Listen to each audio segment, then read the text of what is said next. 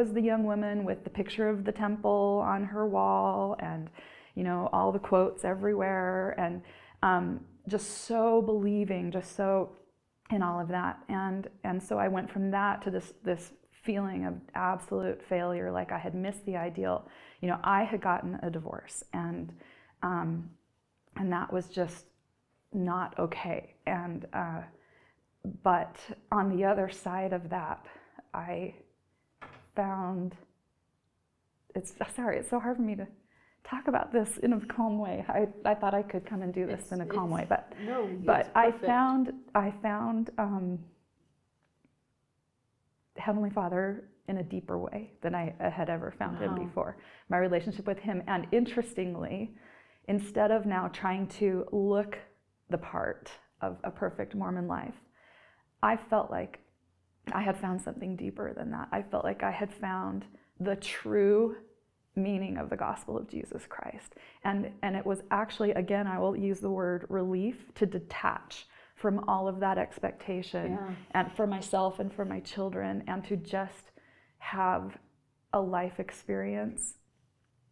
And when I was 30, so 5 years ago, I wasn't sure I could stay in the church. I just felt like I was trapped. I just couldn't do it anymore.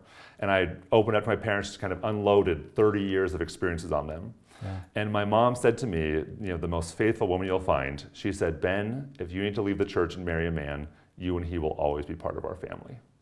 And so by honoring my agency and telling me that no matter what I did, I was going to be her son, that gave me the freedom to know, like, should I go or should I stay? Because I felt trapped, like I had to stay. And then as I got to explore that on my own and reconcile my will with God's will, and as I pointed myself to Christ, I felt pointed to his church. And interestingly, I had the same conversation with my siblings. I said, I'm not sure I can stay. And they all said, if you leave, you will always be welcome in our home. And that did so much good for me, because that's not the reaction that a lot of people get.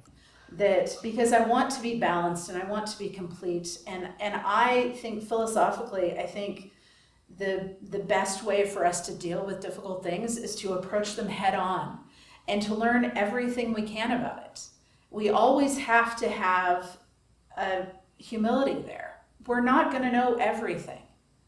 But when we approach it head on and when we can learn as much as we can about something, I think that we're able to deal with it.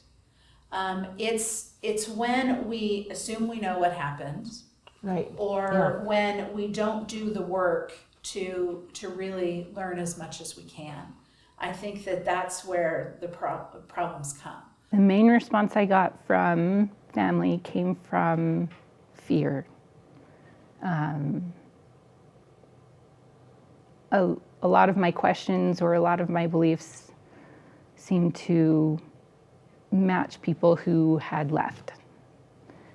And they were afraid I was going to be an empty chair at their celestial kingdom table. And I knew it, and I felt it, and I felt rejected, and I didn't feel trusted, and I didn't feel loved. And it was harmful. The more that I got of that,